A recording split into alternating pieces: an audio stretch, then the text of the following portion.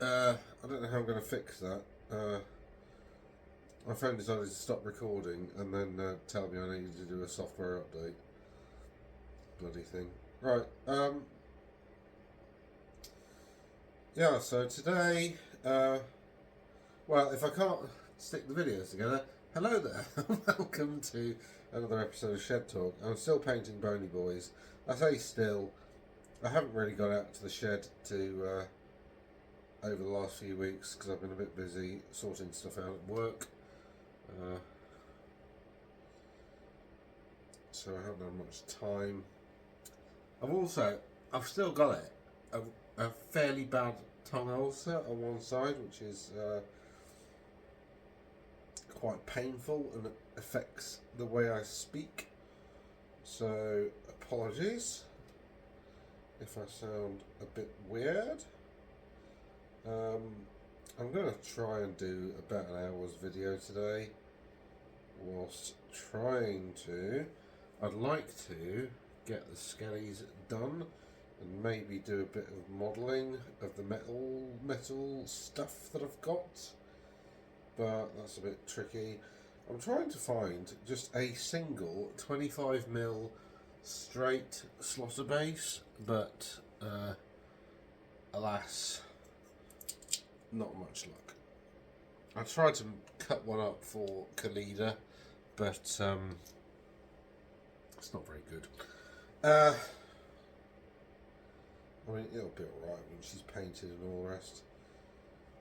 But, yeah. Hope everybody's been okay and doing alright with life in general. And, of course, hobby. So there's a few things I wanted to talk about today. I did a video about the meta and some updates over the weekend from Games Workshop. Because I was having concerns that I don't know, we're doing something weird around. There were some curious announcements around the old world. However, they've actually put more or less everything on sale, so that's good. I was hoping that because they did a lot of previewy sort of update things, and apologies if they have and I just haven't spotted it. But I was hoping we'd get a release date for Orcs and Goblins, but nothing yet. Not that it really matters to me, because I'm pretty certain I'm going to go down largely a Night Goblin route, but what I'm going to do is have a lot of Night Goblins and a big block of about 20 Black Orcs with a Black Orc war boss.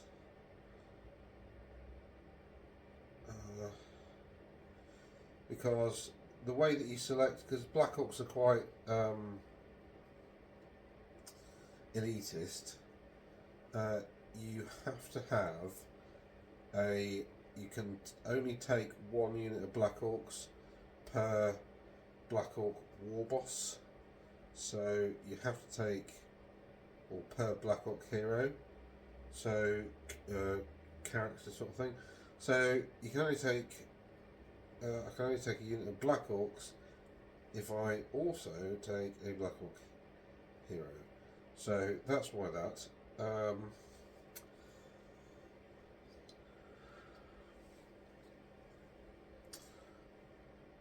But that will be about 400 or 500 points. I want to max out on Fanatics because I think they're brilliant. Plus the new models are pretty cool. So I did pop down to my friendly local game store today, and he didn't have any. Apparently they've not held them in store for a while, which is well, just annoying really, but never mind. Plus also I was going to order some catapults and some tomb scorpions because they've just been released. However, they went within hours of sale. So come on, Games Workshop, like, clearly people want to buy this stuff, so can you like get a wiggle on and just like sell it? That would be nice. Speaking of which, the prices for the old world stuff are pretty good. They're a lot cheaper than I was expecting, if I'm being honest. So the Bone Dragon is, I think, 50 quid. 50 quid in the UK. That's not bad. That's not terrible for, you know, I suppose if you compare it with like all of Games Workshop's range, it's kind of like a medium to large monster. So that price for that sort of unit is pretty good relative to other things. The box I really like the price for is you get 12 Knights of the Realm or Knights Errant for 35 quid, which, you know, is really good. I was not expecting that, to be honest. I was expecting like 40, 50 quid for that box. But actually, no, it's everything's relatively well priced, to be honest. It's a bit refreshing, really. And that you get boxes with lots of minis in for not a tremendously large price. But then again, they're not the new sculpts, and they don't really have to pay very much to sculpt them. So in terms of like how much they have to sell them for, based on their pricing model. By the way, I mean, their price. It's all based on their pricing model. Games Workshop have like essentially a big spreadsheet that works out how much they should retail everything for. It's got very little to do with the cost of the minis, although they do factor in an element of development cost. So this is what minis look like without the development cost included, really, because, you know, all of this is well, didn't require any development because it's already been done. Just required a little bit of extra work just to, you know, retool them and get them back into the factory. So speaking of which, like, I ordered those Ushabti with great bows, you know, on I think a Tuesday, and they were in the shop on the Friday, so can't complain, really. It's pretty good.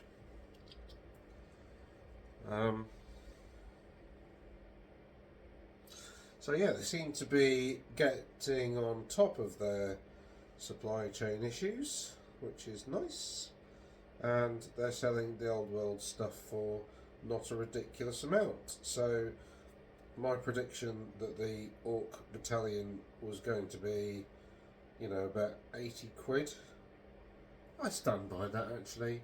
I think the box of Orcs, so you get 19 Orcs in a box. You might not actually get 19 Orcs in a box, you might get 38 in a box.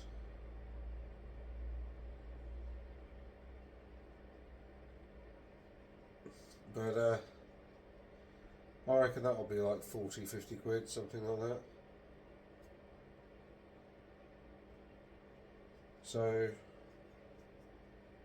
be interesting to see what their pricing is for the Orcs. I think that'll be pretty indicative as to how they're going to price pretty much everything else. But, you know, based on what they've got out so far, it's looking pretty good.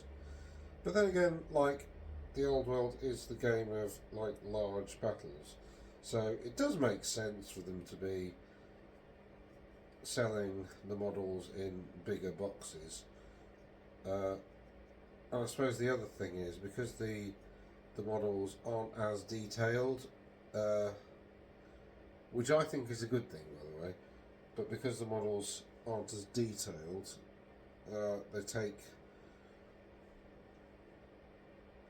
they can take less time to paint,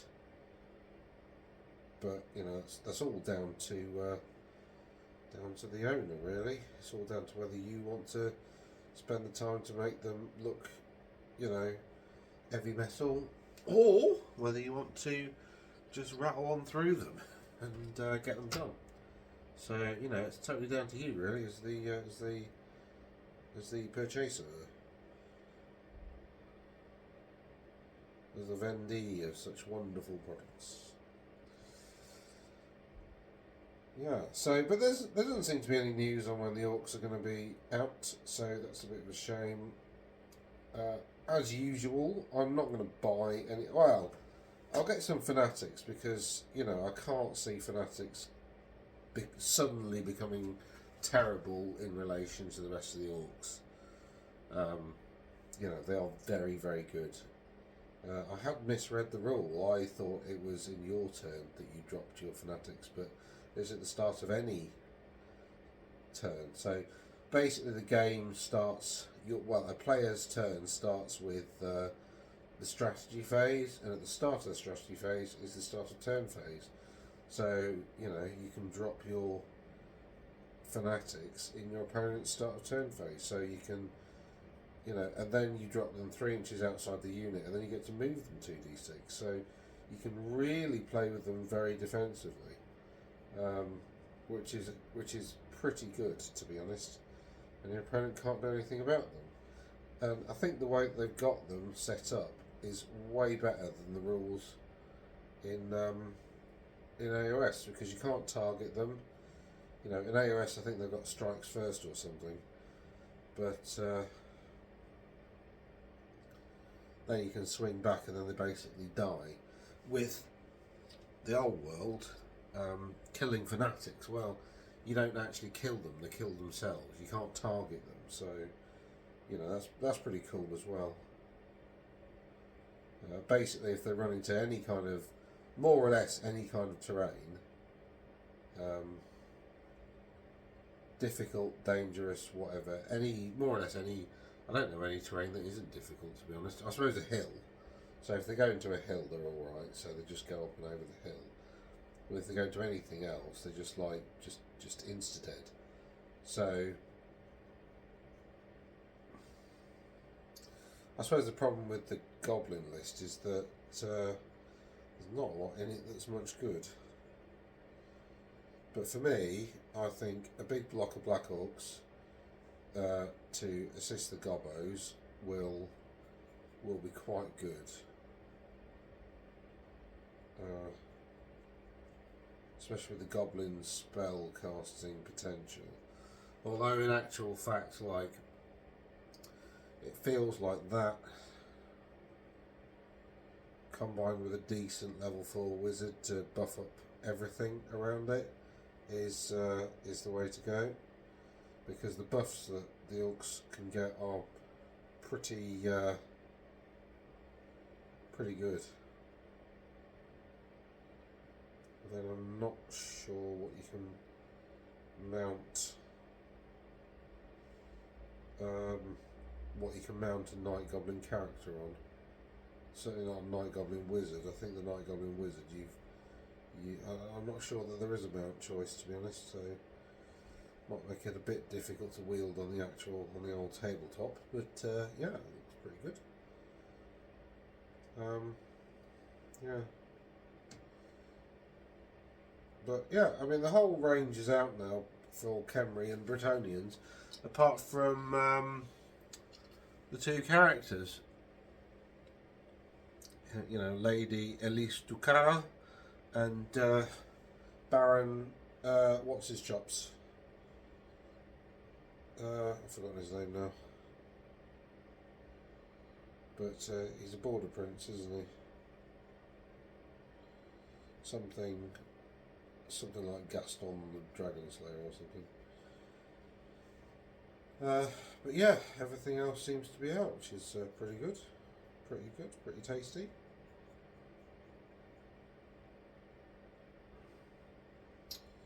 And also, like for instance, the trebuchet is it 40 quid or something like that, which is again pretty good price wise. I think that's more or less what it was. I mean, I remember it being 30 quid about 20 years ago, so I'm sure an extra tenner.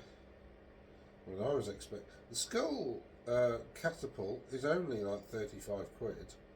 Screaming Skull catapult, which I thought was excellent, really, because I was expecting them to be about 70, to be honest. Because it's a big old heavy metal unit, you know. It's all metal, so it's a big old chunky boy. But no, 35 quid. And the Team Scorpions weren't expensive either. They were like 20, so yeah. That's basically what I need to finish off this list. Is I need a Lich Priest. Ideally, one on foot and one on steed. I was annoyed that I missed that. Well, I'm annoyed that I. Well, I'm not annoyed really. It's you know, I can't wind back time. I didn't know I'd be collecting Khemri, to be honest. When I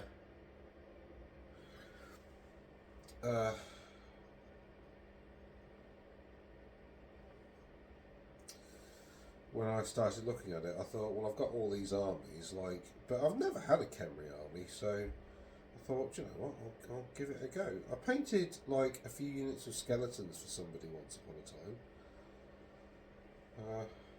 Can't remember who. Well, the weird thing is, I've had people tell me I painted a unit for them, and I really can't remember. I hope I did a good job. But, you know, I'm not doing commission painting this time. I'm far too busy. And to be honest, it's a hobby. I don't want to... See, I suppose at the time when I was like a teenager, I was pretty good at the hobby. I had, you know, loads of spare time. Like, my job at the time was a healthcare support worker on an elderly care ward. So, like, I didn't really need... You know, I didn't get paid a lot to begin with. But then... You know, time-wise, it's not like I was a nurse and had to stay late. I mean, you had to stay late a few shifts, but it's not like a massively time-intensive. And this was, you know, I was working in the NHS when Labour were in their heyday, so the NHS worked really well.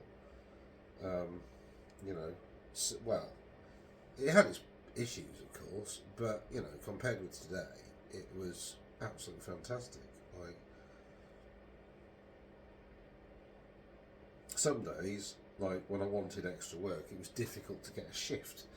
You know, nowadays it's difficult to get staff. So, I'm not going to get political, but you can come to your own conclusions as to, you know, what the hell's gone on. I could do a lecture on privatisation if you like.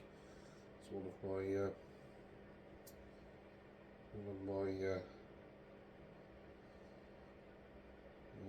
topics of conversation. I mean, I am a capitalist, but you know, I call myself a sort of rational capitalist in that, you know, I think that capitalism is essentially the system that has evolved alongside human society and governs how we manage money for starters, but more fundamental. Well, not for starters.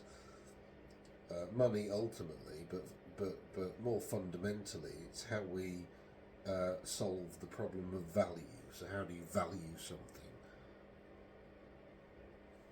in a kind of commonly accepted manner? Because you can't just say something's worth something and then expect everybody to pay it, because you know you then have to force people to.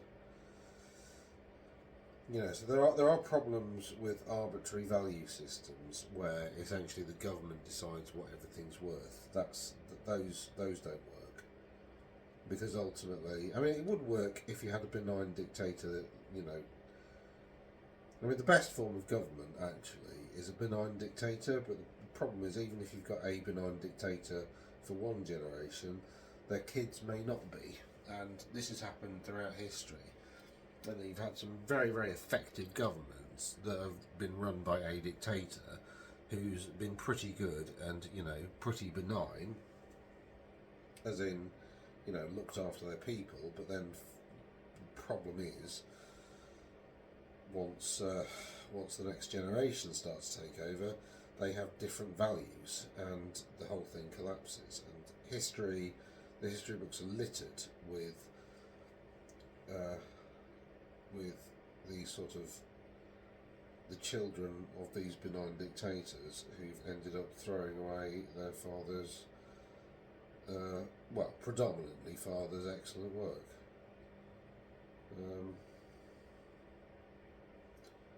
But anyway, I could go on and on and on about that, but you can probably tell it's sort of what I do for a living, partially, to help people understand what's happening with their money.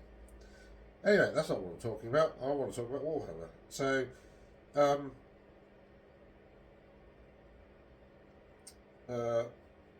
I've got there's a chap, I've forgotten his name, sorry, I'm not good with names. No, that's not true. I'm occasionally good with names. Anyway, there's a chap who's gone to the tournament over at I think he's gone to Leeds, the Leeds tournament. So he said he's going to be sending me an email with his thoughts on the event afterwards. So we'll have a bit of an event review, which will be pretty cool. I'd love to get people on the stream. Speaking of which, if anybody's obviously still listening and would like to feature, I am based in it's a bit out of nowhere. It's like an hour and a half away from Nottingham to the east. A place called Boston. So if anybody wants a game and wants to feature on the stream, comment down below. I've got a few armies, and that would sort of spur me on to probably get one or more of them rebased properly. But if you want to have a go at my Lizardmen, or my Ogres, or my Chaos Warriors, or my Vampire Counts, then in fact, Vampire Counts, I should probably... Actually, no, I'm saving the Vampire Count bat rep for when I've got all this sorted.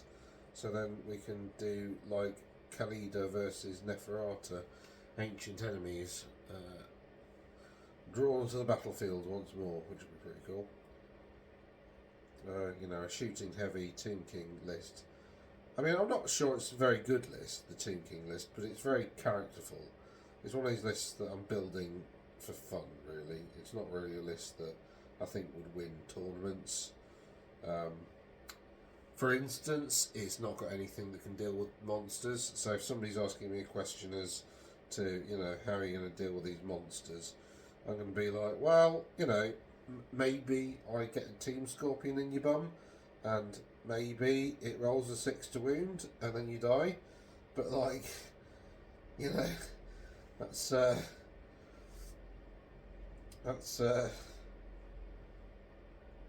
there's a lot of ifs involved in that play. It's not very reliable.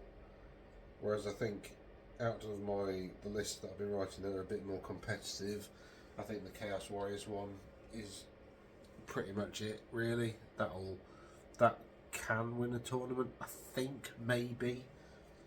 I'm not sure though. I've got a tournament booked over at Rob Symes at the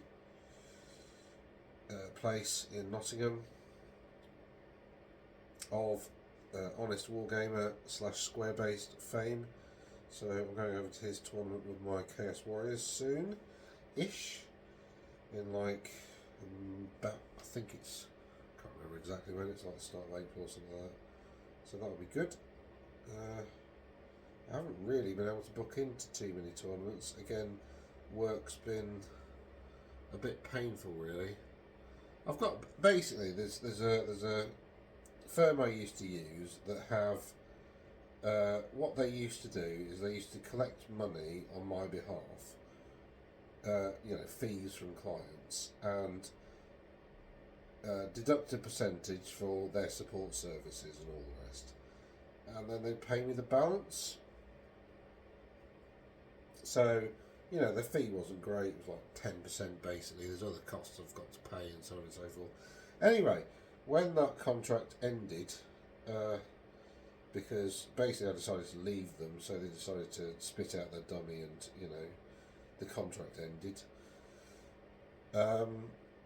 They kept collecting money because that's how it works in financial services. The sort of money goes through, you know, you never get paid directly. It always goes through somebody else, because somebody's got to do accounting to the regulator and you know all the rest. So you know there's a reason for it. It's not like it's pretty standard. But anyway, they decided to withhold about 20 grand of mine, which is, you know, has been quite, it's made the last few months quite challenging, really, financially. But, you know, whatever. These things are sent to try us, and, you know, it'll end eventually. They can't hold it forever. That would just be theft. You know, it's my money. It's what I keep saying to them. It's my money. Can I have it, please? And they keep finding reasons to not pay it to me, which, you know, whatever.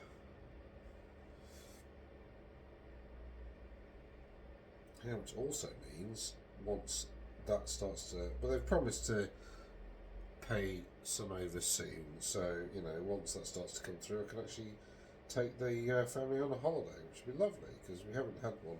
We normally go away February break, but we haven't this year, because again, a bit short of cash, annoyingly.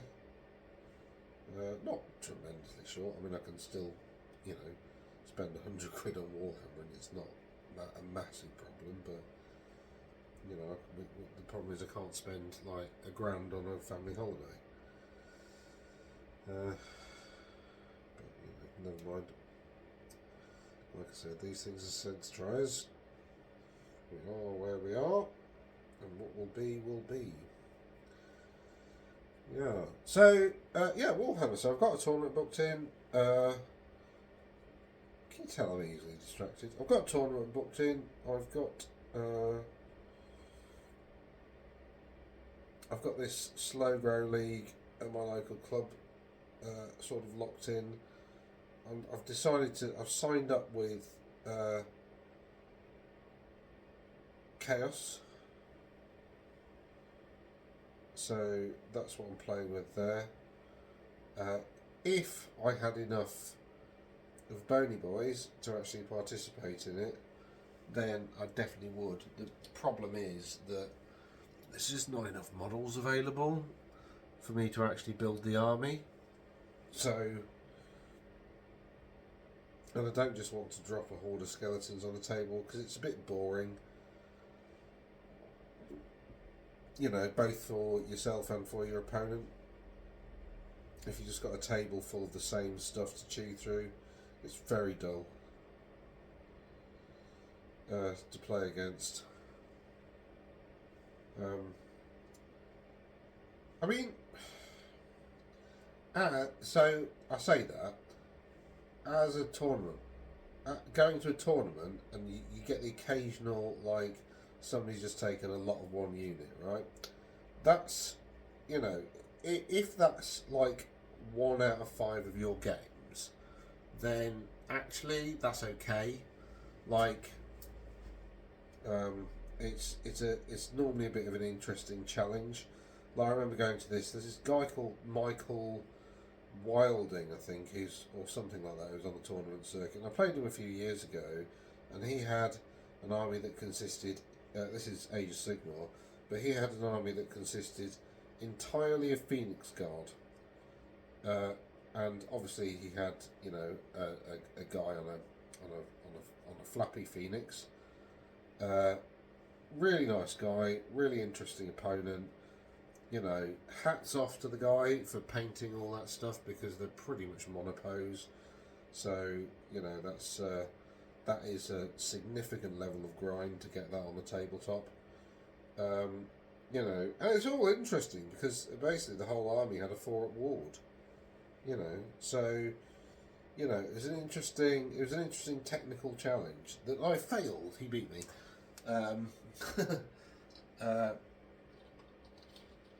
Mainly because I had the Ever Chosen list, and I had an Ever Chosen list, and this is basically when Slaves to Darkness had pretty much just dropped their first book, and I don't know whether you recall,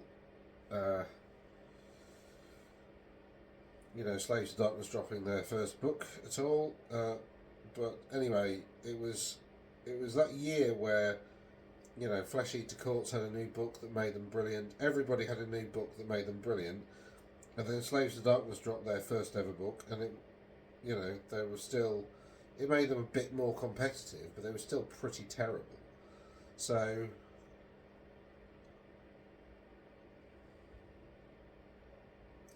to be honest, with like Chaos in Age of Sigmar, I don't know why they never just went straight back to the drawing board and just like got rid of Chaos Warriors and Chaos Knights. I mean, they've got new sculpts for them now, so obviously they're supporting them. But like, I just don't know. To be honest, I don't know why. Because you've got all the Dark Oath stuff, you've got all the cultists, you've got the Varangard, you've got Archaon on his massive three-headed Dorgar now, which, it's a beautiful model. I've got one. I mean, if I was ever to bother to do an AOS tournament again, which I highly doubt it, to be honest, but if I was to bother with that, then I'd definitely just do more or less a Varangard list, because,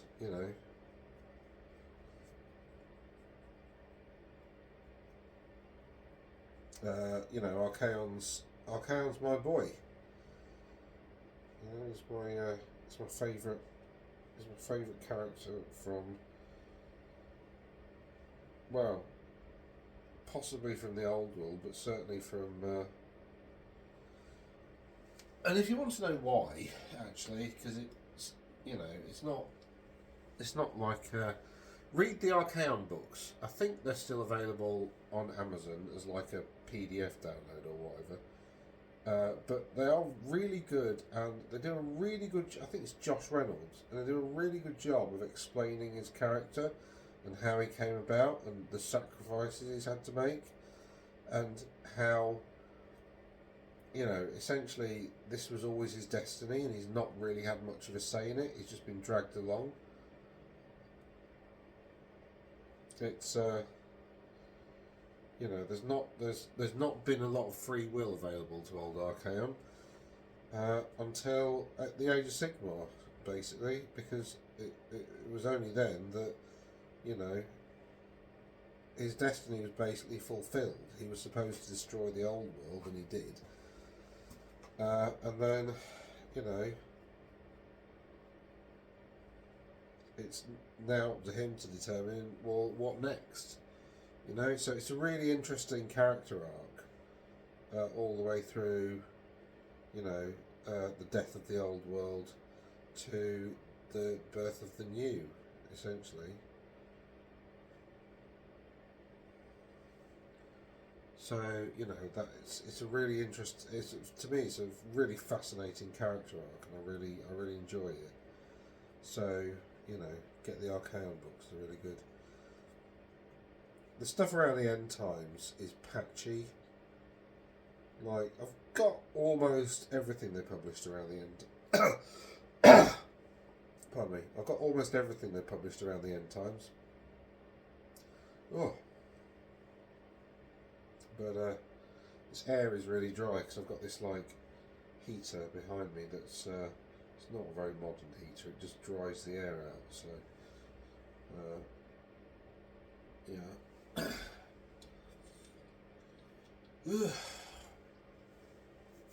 I'm up to 34 minutes. Cool. Yeah. So, there was something else I was going to talk about. I've totally forgotten what it is. Obviously, it wasn't that important. Yeah. So I've got that tournament coming up. I'm going to take my Chaos list. I've got a Chaos Lord on Manticore. I'm not going for the Dragon. I don't think Chaos are possibly the one faction where you don't need you don't need a dragon. I think everybody else kind of does a bit, or something that's a bit like a dragon, like a greater demon, for instance. I mean, the tabletop role of a greater demon is functionally the same as a dragon, really. You know, quick monster. And to be honest, this kind of massive beat stick sort of thing, that's pretty similar whatever Warhammer game you play. So like when people say, "Oh, dragons," well, yeah, I mean that's pretty normal. But it's not the dragon per se. It's the battlefield role that it inhabits, right? As it being this big beat stick that takes ages to die and can actually dish out quite a bit of damage as well, right? So every faction has one of these, and every faction needs to take one of these, in much the same way that every faction needs a level 4 wizard. I think. Or at least a super defensive level 3. Like my Bretonian list, I've gone for Lady Elise Duacar in my list because, yeah, she's only level 3, which means she's not super reliable when it comes to casting. She doesn't get any bonuses with that. But her dispelling and defensive magic is absolutely second to none. Like, she is the best dispeller in the entire game.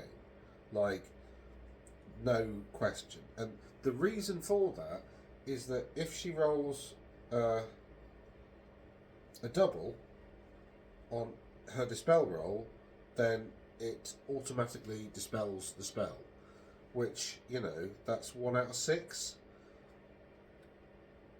So if your opponent's sensible and they've got a level 4 wizard, like you might have an opportunity to dispel, I don't know, like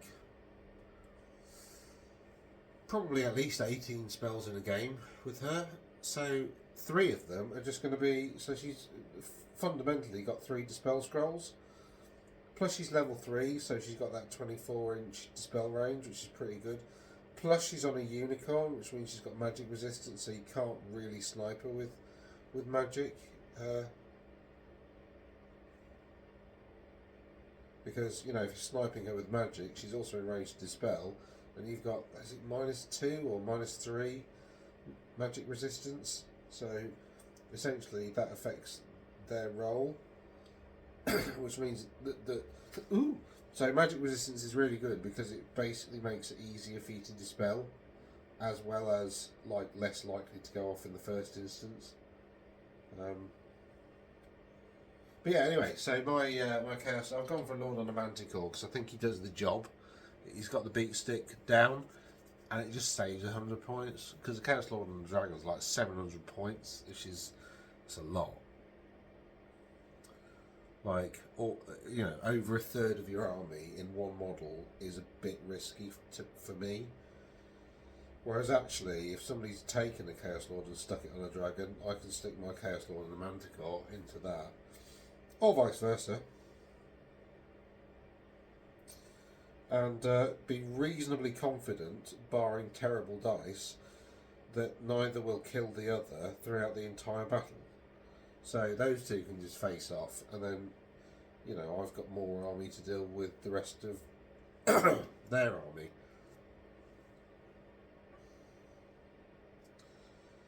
But, you know, I would be mad to throw anything else into that.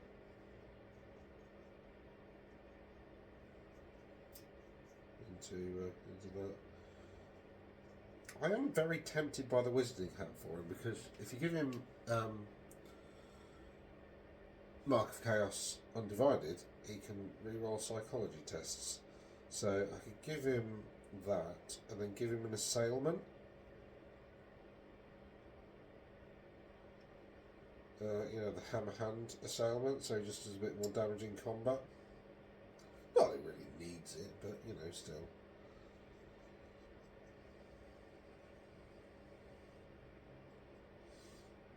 That does mean sacrificing some of the defensive stats, because I've basically given him like 5 up regen, obviously, and I've also given him the beguiling aura thing, because that just essentially eliminates people who've got, you know, if somebody, so whoever you're in base contact with doesn't get their strike first rule, they strike as per usual, and if they don't have a strike first, they get the strike last keyword, so they go down to initiative 1.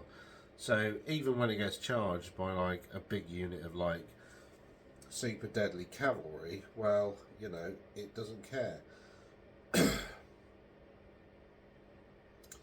So if somebody's got some wild riders, or, you know, to an extent, even like Grail Knights and Dragon Princes and stuff like that, like, I'm still going first, and, you know, because what that effectively does, it means both the Chaos Lord and the Manticore effectively have strike first against everything that's not got strike first.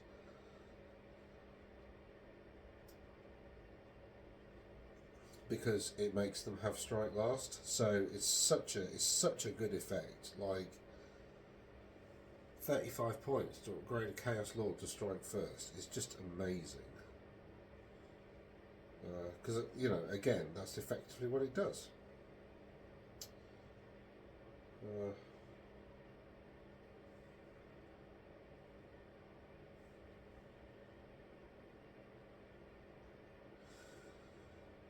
Yeah, and then I've got a couple of units of like Corn Knights.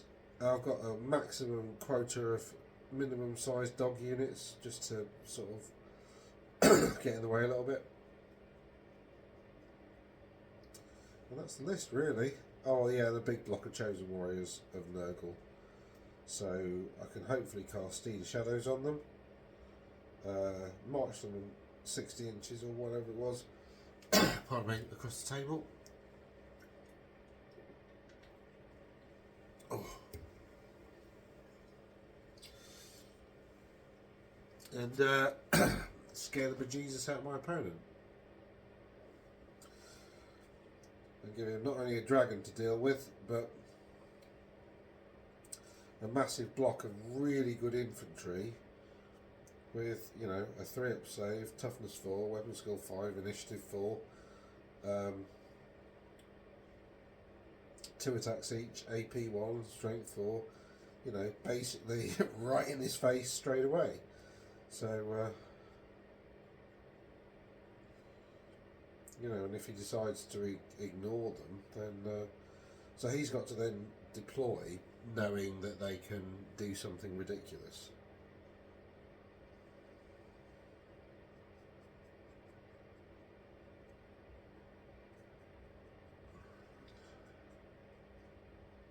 So, yeah.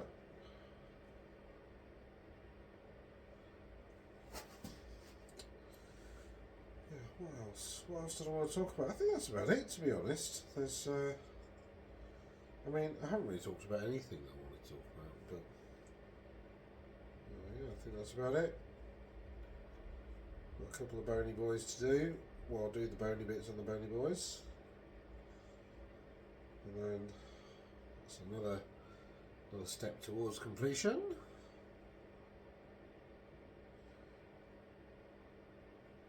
Get all the archers done. I'm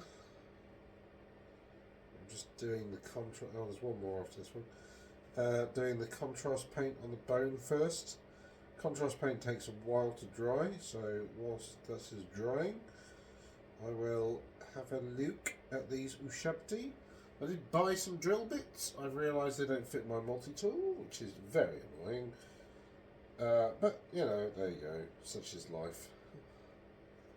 Hardly anything ever turns out exactly as you anticipate it. Apart from terrible things, I find the more pessimistic you are about terrible things, the more wrong you tend to be in the wrong direction as well.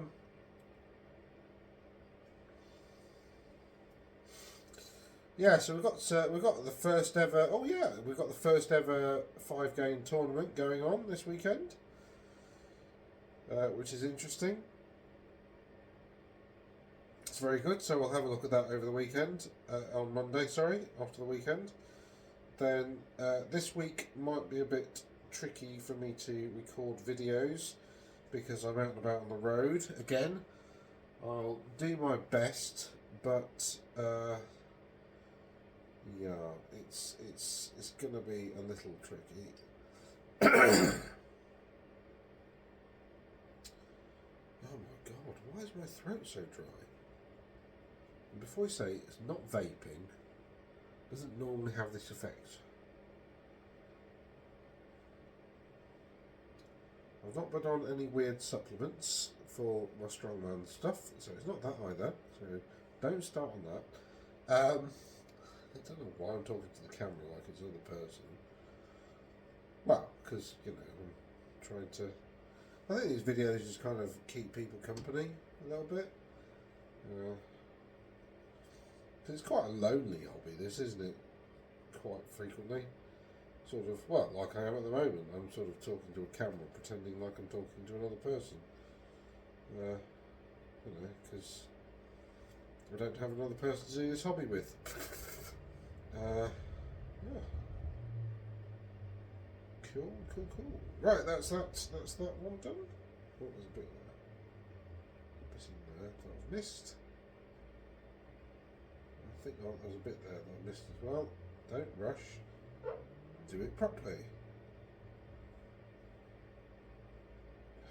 So many weird noises. Sorry, my back is still killing from my... I did a strongman comp last weekend and my back is still... I pulled it a little bit before, fortnight before the comp, and it's still not good.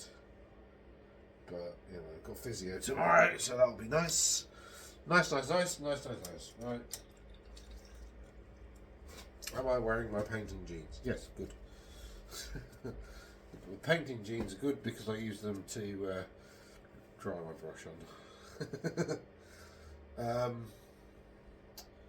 Okay. Should I could have a go at these shields. I think I'll have a go at these shields. Put your paint away, Daniel. Do not leave it out, or else you'll spill it, because you're a clumsy drip sometimes. Actually, I'm not. No, that's not true. That's something my parents always used to say. But you find as you get older, there's lots of things that your parents used to call you that don't turn out to be true. Well, it's certainly true in my case, anyway. Bit awkward, this one. These shields, I mean, they're they're just a bit awkward to paint. I'm going to do this one as a bit of a test, actually, just to see what it looks like. But I'm going to save painting them until they're on the model. Yeah, as I suspected, a bit difficult for that to sit well. See, contrast paints always struggle a little bit with like flat surfaces, because there's not really, it's good for details, but flat surfaces there's not really that much to adhere to. That's the issue.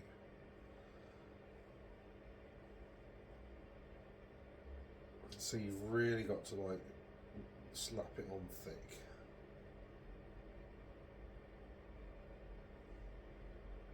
So that goes like that. Yeah, so that's okay for a base coat, I think, actually. Just make sure I get it into the corners. Yeah, that's okay. What do you reckon? Looks alright. Because then... Pardon me. Rancid. Diseases, mortality. Right. Because what I'm going to do after that is slap on a bit of Temple Guard blue and then do like a few strokes of Baccarat blue just to kind of do a bit of edge highlighting and make it look like I've bothered a little bit, but like edge highlighting 40 shields looks like. Done. You know, we'll say. Well, these shields anyway, because they're, you know, they're not massively well detailed. Which I was talking to my local game store owner about today. Actually, it's this is part of the reason why I like the old world models because they're simple, so you can add the details if you want to, and if you don't, you can leave them plain. And actually, you know, you look at most historical, and it just feels more real. But sorry, if you look at like most historical troops and what they ended up being armed with, like they're all pretty plainly armed, you know, and armoured. Um, you know, you didn't tend to get these like brightly coloured heraldic tabards. Just everybody just wear like leather or felt or, you know, whatever, because it's cheap. And if you, you know, if you think about it, right? If it were you and you had to find like 1,000 tabards by the weekend, you're not going to go down to, you know, the local design store and say, oh, I really need it with like red and yellow quartered with like a heraldic, just, but I want like a thing, a trim here, and like a bit of a half griffin there. Oh, and could you like rivet on like some nice fleur-de-lis details all over it, just to kind of set it off? You know, you're not gonna.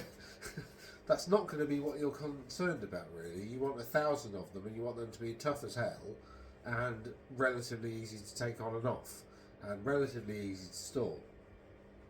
So in between battles, they're not lugging around heavy bits of clothing. You put them on wagons. You know, that's what you'd be looking for. So, you know, that's what armies look like on the table. They're all quite plain, apart from the characters that kind of, you know, punch out and stick out to you. Well, that's how it's supposed to work, anyway. I mean, what do I know? What do I know? Yeah, there was something really pressing I wanted to talk about Warhammer. I can't remember what it was. Something really, really pressing. Oh yeah, the Rangers. Yeah, so I've talked about that. I've talked about we've talked about the rules before. I'm going to start. Oh yeah, what the plans are. So I want to get all these Khemri done. Once I've done the bulk of it, that's broken the back of it really. So once I've got the Ushabti done, the Ushabti I'm going to spend some time on, do a bit of a better job painting, because they're a bit like characters, and there's only 6 of them. And actually, to be honest, they are quite highly detailed. They're not bony boys, they're kind of undead constructs, so they're pretty. Oh, look at that. The power of pinning, right? Pinning metal models is so important. You need to learn to pin if you're going to buy metal models. I was going to show, well, I mean, I can show you a little bit with this bit. So if you've got one of these, this is an old Citadel modelling thing. Now, one thing I tend to do with metal models is cut off the lumpy bits.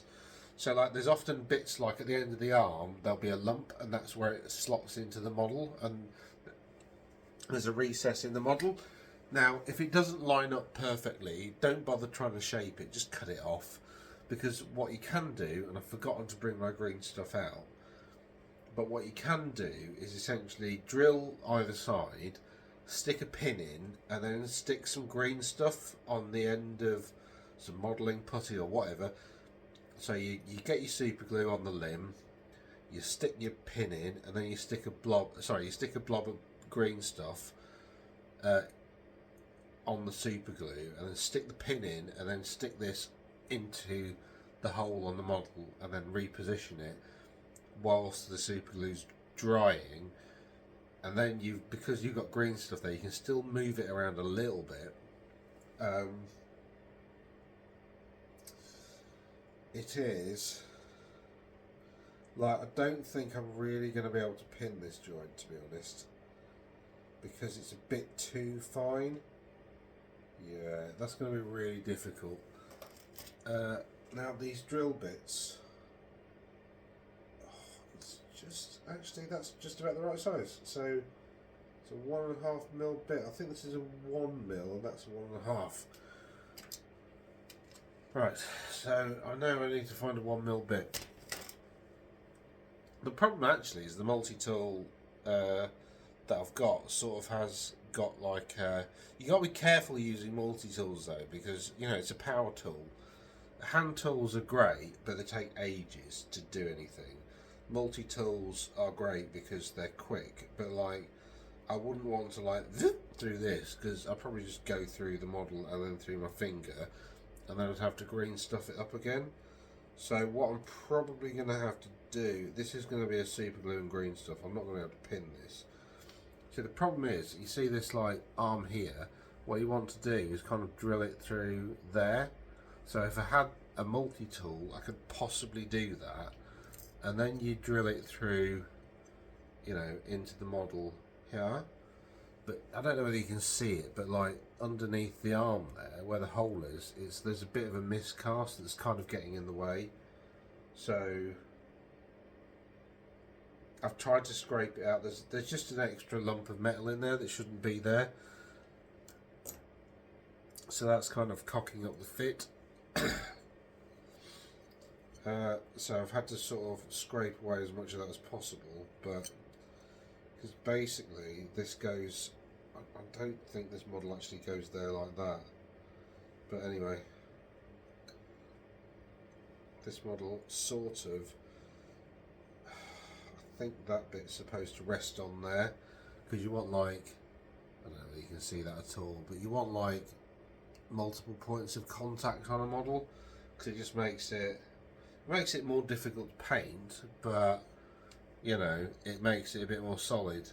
The one thing that you can't do with metal models is drop them.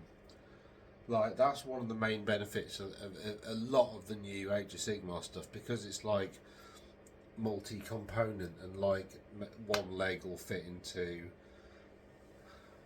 one leg will be part of the leg and the torso, and then you stick that leg into it. So because of the way they fit together, a lot of the new AOS stuff you can drop and it's absolutely fine. I mean, I don't recommend it, but you know, I have dropped models and they've been absolutely fine. I've dropped models and they're broken as well, so it's not, you know, it's not a universal rule, but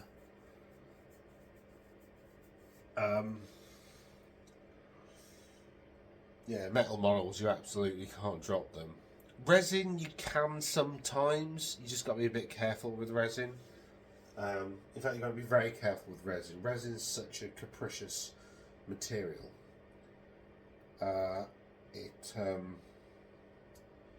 Like it warps in heat sometimes. Like if you leave your resin models like on a windowsill, they might melt and droop a bit. So you've just got to be like mindful of them.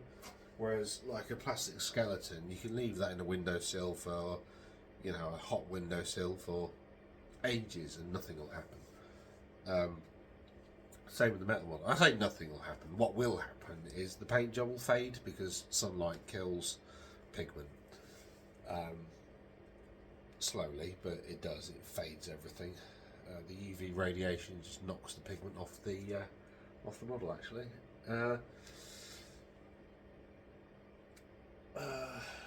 Is it the UV or is it the infrared? Oh, I can't remember. Anyway, yeah. So these are getting quite close to being done. So this sort of shows you the job I'm going for, and then there's some basing sand that I'm going to slap on with a really old brush that I found over there. So I don't want to start doing that because I'm going to do it with a brush, and that will take me not long at all. I bet I could do all of this in an hour, do the basing, because it's just this stuff. AK terrains, really good. Whoop. That's the thing, and that's what it looks like inside. It just looks like sand, and it dries. That's actually dry. So that's what it looks like dry. It just looks like, you know, it looks like sand. It's pretty good. So that's what I'm going to use, because I just want it to look like they're on sand dunes. Really, nothing overly complicated. I didn't want. Well, one thing I did want to do is I did want to find like little tiny resin scorpions, just sort of dot about, little tiny snakes. But people don't really do like basing accessories like that, you know. Basing accessories tend to be stuff like grass tufts and stuff like that, but I want little critters. You know, maybe a bit of tumbleweed or, well, not tumbleweed, whatever the African version of that. You know what I mean? Like you see, I seen it on. I seen it. I have seen it on like Attenborough, that kind of, you know, the kind of brackeny sort of thing that's a bit loose. It's tumbleweed's American, isn't it? Yeah, so I suppose that's it for the video for today. I've not really made a lot of progress on these skellies. I apologise that I haven't been able to do them all in the timescale I originally envisaged. That would have been epic as a video, but it's just not panned out. As you've seen, it's just taken me approximately 40 minutes to just do the bone colour on them. I suppose the other thing is that these Ushabti arrived a bit early, so I've been faffing around trying to get them constructed and basically trying to remember how to build metal models. That's been a bit of a learning curve, well, a relearning curve, because I've not done that for, well, I don't know, since probably 2010, 9, 10, something like that. Which is basically when I left the hobby, so approximately 15, 16, well, it was 2010, yeah, so probably 13, 14 years ago. So it's just remembering how to do stuff, really. I mean, obviously painting I've kept up with because I've done AOS, which has actually turned out alright because I've managed to acquire, you know, several armies for the old world fantasy version 9, whatever you want to call it. Annoyingly, most of them still feature as legacy factions rather than actual ones, which is a bit disappointing, but anyway, I've got Khemri, I'm getting Khemri.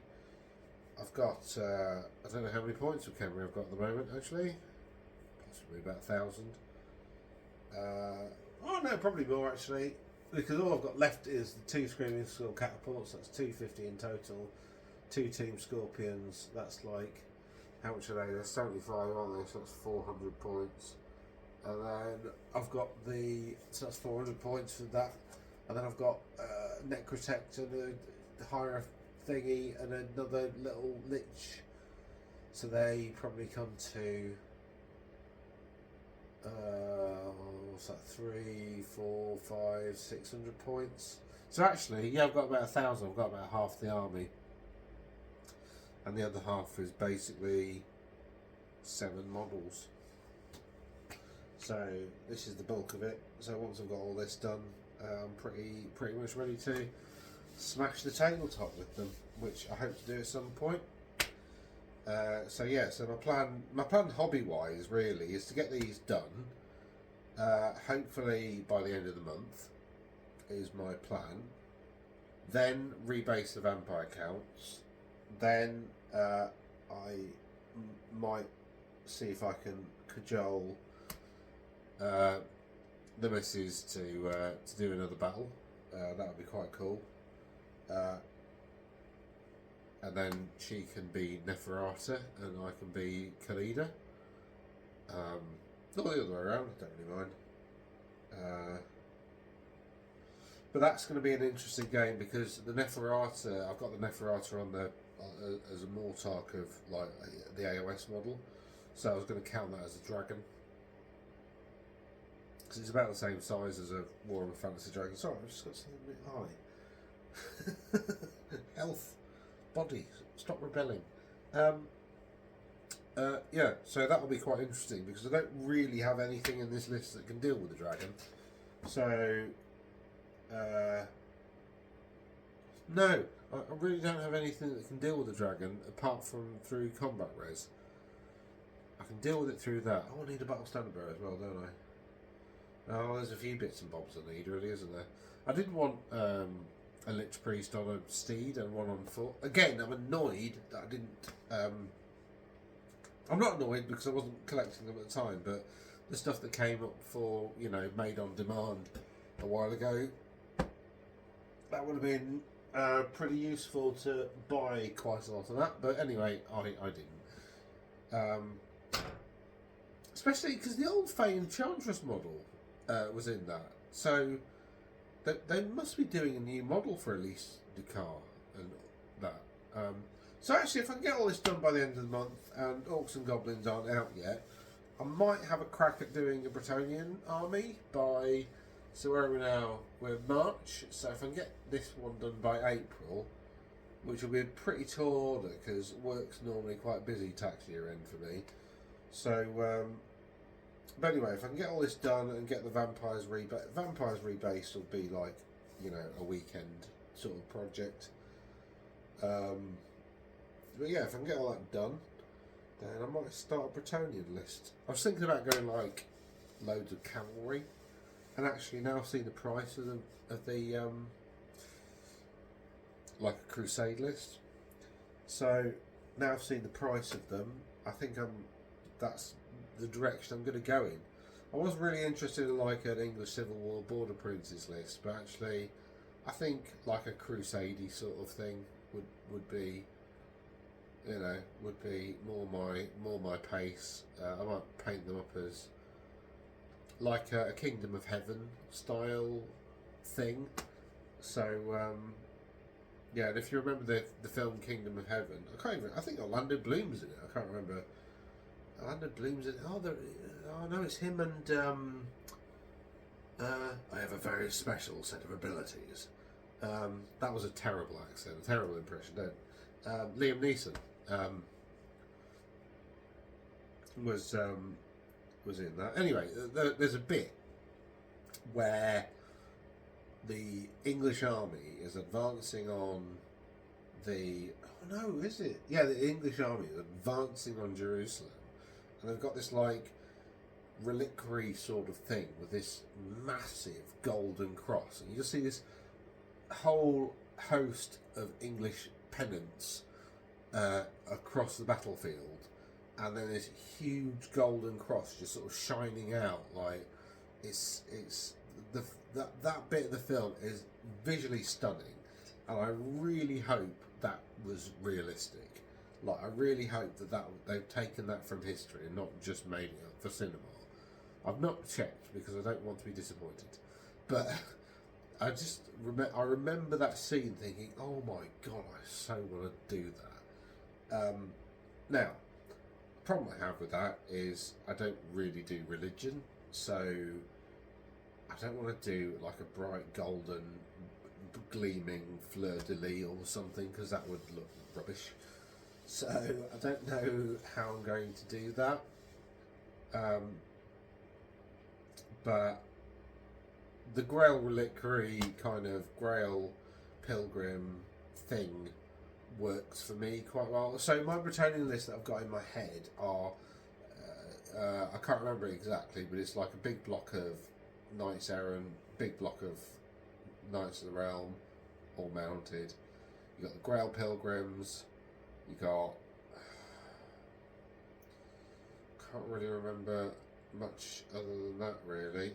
There's two. I remember I've got 2 units of 3 Grail Knights, so minimum size units of Grail Knights, just to kind of sort of stick around, like around the Grail Pilgrims, to keep them unbreakable, but also to do a bit of like count. So when somebody's charged your knights get to counter charge, which means hopefully you're going to do a bit of damage. So whoever gets through the first rank of knights is going to be a bit battered, and then a small unit of 3 Grail Knights should be able to just finish them off.